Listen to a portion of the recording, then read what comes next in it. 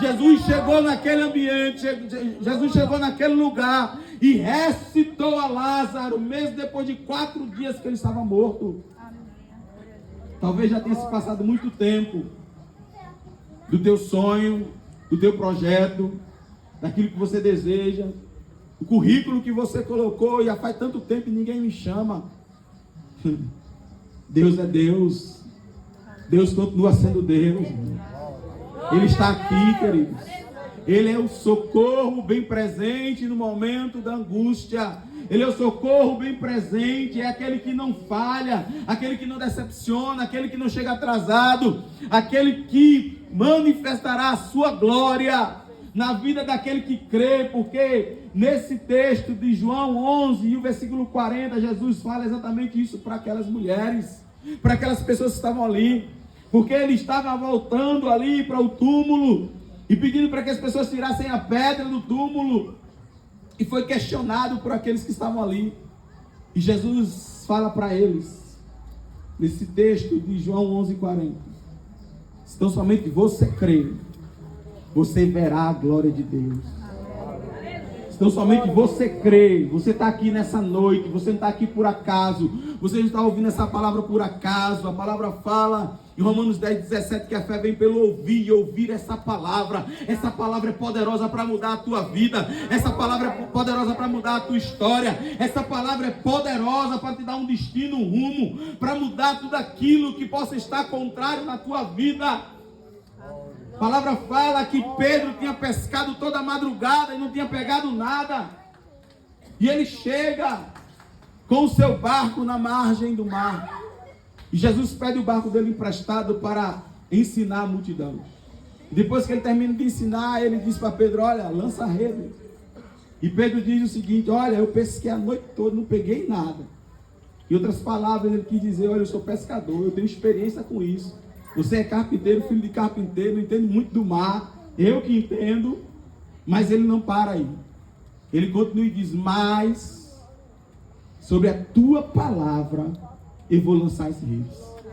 Em outras palavras, ele quer dizer: eu lanço fora a minha experiência, meu conhecimento, e eu fico com a tua palavra.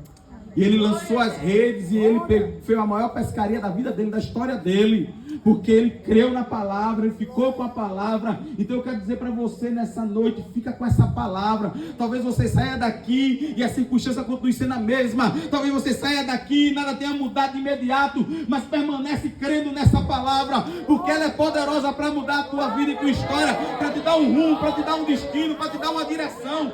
Essa palavra é a verdade acima de toda a verdade. Por isso Jesus sempre dizia: em verdade eu vos digo. Existe uma verdade nesse reino natural, mas há uma verdade acima dele, e essa verdade é a palavra do Senhor nosso Deus. Por isso que ele diz: eu sou o caminho, a verdade e a vida. Ele é a verdade, a sua palavra é a verdade, digna de toda aceitação. Fique com essa palavra e você vai ver a sua vida sendo transformada. Voltando para o texto de João 11:40, é isso que Jesus diz: se você crê, se nessa noite você tão somente crê, você será o próximo a estar dando um culto como esse aqui. Amém? Se tão somente você crê, você será o próximo a estar convidando esse povo aqui. Hoje é na minha casa. Jesus fez na minha casa, fez na minha família. Jesus mudou a minha história. Eu peguei a palavra naquele dia e eu apliquei na minha vida, e Jesus operou milagre, porque Ele é Deus que opera milagres na vida daquele que nele crê, meus irmãos. Aqueles homens creram, por isso que pediram ao Senhor: tem misericórdia. Eles creram: tu és o Deus que pode mudar a minha história. Ninguém conseguiu mudar. Eu estou aqui leproso, doente, distante das pessoas, excluído, mas tu és aquele que pode mudar. E ele realmente mudou, irmãos. Eles creram, clamaram a ele e ele mudou. Se você tão somente crer, clamar ao Senhor, você verá o milagre de Deus na sua vida. Você verá a glória de Deus se manifestando na sua vida, na sua casa. Deus é o maior interessado em operar um milagre na sua vida. Deus é o maior interessado, queridos. A palavra fala que Jesus, Ele não veio fazer a sua vontade, mas a vontade daquele que Ele enviou. Sabe o que Jesus fazia? Jesus curava os enfermos. Sabe o que Jesus fazia? Jesus ressuscitava os mortos. Sabe o que Jesus fazia? Jesus trazia de volta a esperança. Ele disse: eu não vim esmagar a cana quebrada, nem apagar o pavio que fumega. Eu não vim acabar de uma vez por toda a vida daquele que já está minguando, que já está perecendo. Não, eu vim erguê-lo, eu vim transformar, eu vim colocá-lo de pé, eu vim dar um destino, um rumo, contar uma nova história para ele. Eu vim modificar a história dele. A palavra fala sobre a viúva de Naim. Aquela mulher já tinha perdido seu marido, só tem agora um filho, e o seu filho vem a falecer também. Está aquela mulher indo para o cemitério enterrar o seu filho. Imagina a dor e a angústia daquela mãe. Perdi o meu marido, agora o único filho que eu tinha também perdi. Qual é agora o meu futuro? Qual é agora a minha esperança? Se acabou meus planos, se acabou tudo para mim. Mas sabe de uma coisa? Ela teve um encontro com Jesus aquele dia. Jesus chegou ali naquela hora. Jesus mandou parar o cortejo. Jesus tocou no morto, irmãos, e ele veio a viver novamente. Teus planos podem ter sido frustrados. Talvez você diga: não há mais esperança para os meus planos, para o meu casamento, para a minha família, para os meus projetos. Mas Jesus está aqui, meu irmão, minha irmã. Jesus está aqui. E Ele em nós é a esperança da glória. O mundo diz: a esperança é a última que morre. Mas a palavra nos diz que Jesus é a nossa esperança. E Ele ressuscitou e vivo está para todo o sempre. Ele não morre. Não morrerá, a tua esperança não morrerá. Se a tua esperança for Jesus, se o teu coração estiver nele, se a tua expectativa estiver nele, haverá esperança sempre, haverá oportunidade sempre, haverá perspectiva sempre. Se a tua esperança estiver no Senhor. Louvado é o nome do Senhor Jesus. Existiu uma mulher que tinha um fluxo de sangue. A palavra fala que há 12 anos ela sofria com aquilo. Ela tinha gastado todos os seus recursos, não obteve resultados. Quer dizer, não tinha mais esperança para ela. Gastei tudo, não tenho mais de um centavo, ninguém resolveu o meu problema, e eu nem tenho mais dinheiro, e agora o que eu farei? Eu não paro de sofrer com essa hemorragia. Mas a palavra fala que ela ouviu falar de alguém. Ela ouviu falar de uma pessoa. Ela ouviu falar de um homem chamado Jesus. E ela ouviu falar que ele estava operando milagres e maravilhas, que ele era o Emanuel, Deus conosco. Ela ouviu falar de Jesus. E aí então ela começou a falar no seu coração consigo mesma: se eu tão somente tocar nas suas vestes, eu serei curada. Se eu tão somente tocar, eu serei curada. Se eu tão somente tocar, eu serei curada.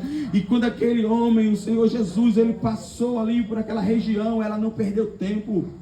Ela ouviu, gerou fé no seu coração, creu, e essa fé levou ela a se colocar em movimento. Ela foi, enfrentou a multidão. Imagina, meu irmão, minha irmã, aquela mulher sofrendo com hemorragia há 12 anos, queridos. Estava fraca, debilitada, não poderia também se aproximar das pessoas por conta daquela enfermidade, que era considerada uma pessoa imunda. E ela enfrentava agora uma multidão, irmãos, muitas pessoas, mesmo um número muito maior do que esse.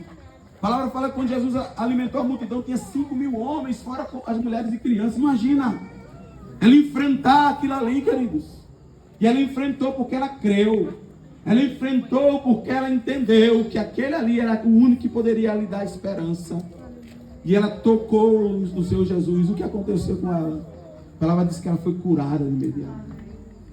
A palavra diz que Jesus disse que de mim emanou o poder, saiu o poder, foi liberado o poder. Aquela mulher foi curada, irmãos, porque creu. Eu estou dizendo para você nessa noite, eu estou desafiando você, querido, a crer. Crer contra as circunstâncias, crer contra a adversidade, e a fé te coloca em movimento. O que é que você precisa fazer?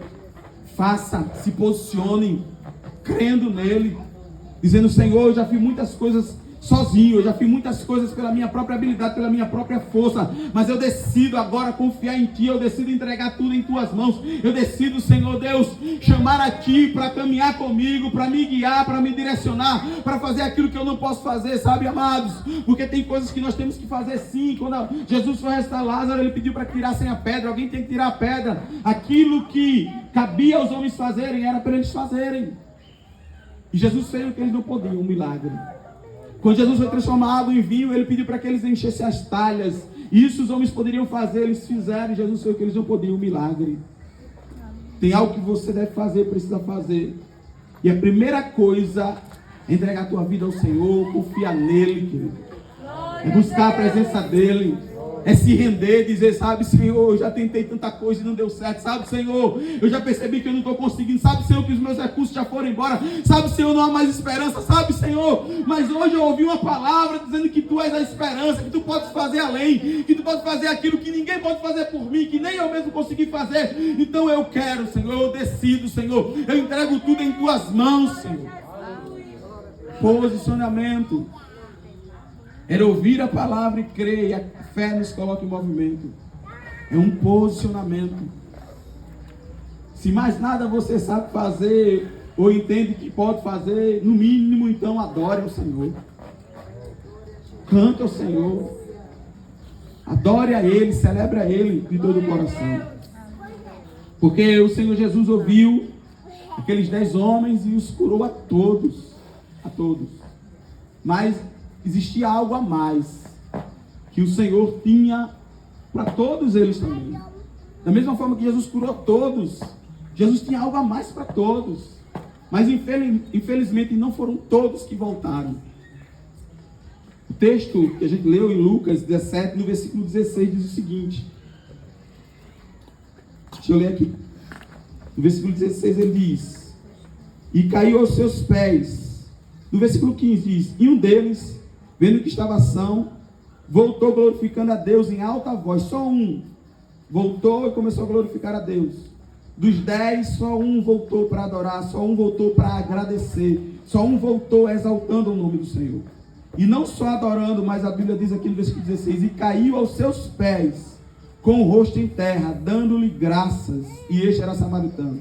Esse homem não só voltou agradecendo, não só voltou louvando, não só voltou bendizendo, mas voltou se rendendo aos pés de Jesus. Ele se rendeu aos pés de Jesus. E Jesus vai perguntar a ele pelos demais que não voltaram, porque eram 10, cadê os 9? E no versículo 19 diz o seguinte: e disse-lhe, Jesus disse para aquele único que voltou: levanta-te e vai, a tua fé te salvou. Jesus tinha salvação para todos, não apenas para um, mas para todos. João 3,16 diz que ele amou o mundo de tal maneira que entregou seu filho para morrer a morte de cruz, por amar a todos nós, e para que todo aquele que nele crê não pereça e tenha vida eterna. Então a salvação está disponível para todos. Essa salvação estava disponível para os 10, mas dos 10 só um voltou.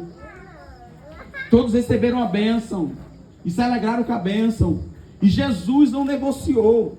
Jesus poderia ter dito para os 10: olha, eu só vou curar se vocês primeiro se renderem aos meus pés. Deus não faz isso, irmãos. Deus, a palavra fala que o amor constrange. Ele sempre vai nos amar. Ele vai liberar a sua bênção, o seu favor, por amor, por graça. Clamou a Ele, pediu a Ele, está passando por uma circunstância, uma adversidade, está precisando da ajuda dEle, e clama a Ele, crendo que Ele pode fazer. Ele vai estender as mãos, irmão. Vai estender as mãos. Tantos quantos a gente vê recebendo as graças do Senhor, a bênção do Senhor, o favor de Deus. Porque Deus, Ele vai liberar para aquele que clamar, aquele que pedir. Agora, se você só pediu a cura, Ele vai te dar a cura. Se você pediu só a porta de emprego, Ele vai te dar a porta de emprego. Se você pediu, irmãos, a solução ao problema do teu relacionamento ou qualquer outra situação, Ele vai te dar. Mas sabe que tem algo muito melhor e muito maior que Ele quer te dar, que na verdade Ele já deu, está disponível. Algo muito melhor, que é o seu próprio Filho Jesus, que morreu por nós naquela cruz. Ele tinha algo melhor para dar para aqueles homens, não só a cura. 9 só se ficaram satisfeitos com a cura. Tá bom demais, fui curado, está na bênção, vou embora. Mas um disse: não, eu vou voltar e eu vou me render aos pés dele. E aquele recebeu algo muito melhor, muito maior do que apenas a cura. E tudo aquilo que falamos aqui nessa noite, sobre a bênção, sobre o agir, sobre o favor de Deus, irmãos, guarda no teu coração tudo. Nada se desfez. Se você crer, se você buscar, se você clamar, o Senhor agirá em teu favor. Mas eu não poderia deixar de falar sobre isso, porque é a coisa muito mais importante. Que todas as coisas dessa vida passam, irmãos. Tudo tem o seu tempo determinado, mas sabe uma coisa? A eternidade é uma realidade, e é isso que o Senhor tem para todos nós, e é a maior dádiva, é o maior presente, é o melhor de Deus para mim e para você. Mas para que você receba essa dádiva, é necessário se render aos pés de Jesus, é necessário se render aos pés do Senhor. Você pode pedir as bênçãos e Ele vai te conceder, como aqueles homens receberam. Mas só um saiu dali com a salvação em suas mãos. Jesus tem, além de bênção, além de cura, além de prosperidade, Ele tem a salvação. E isso é o que é mais importante.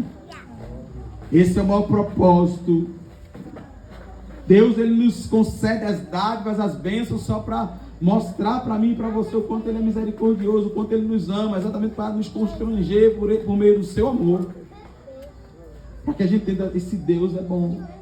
Ele é um bom Deus, é um bom Pai, é um bom pastor. Jesus disse em João 10:11, eu sou o bom pastor, que dou a minha vida pelas minhas ovelhas. Ele é um bom pastor, e Ele te concede aquilo que você necessita, mas Ele tem muito mais para te dar.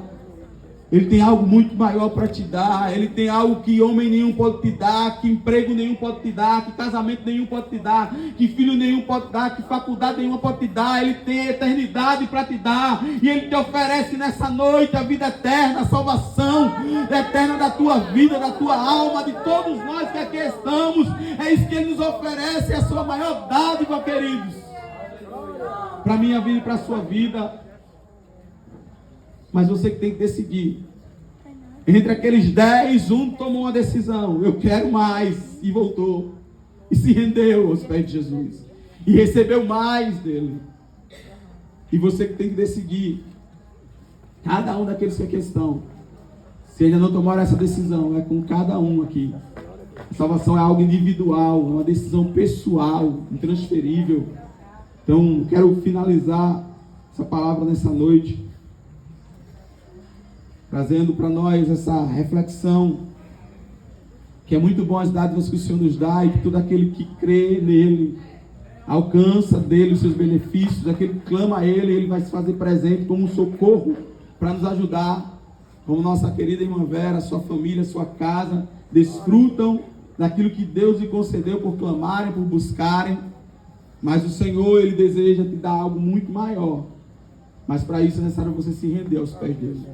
Amém, meus irmãos?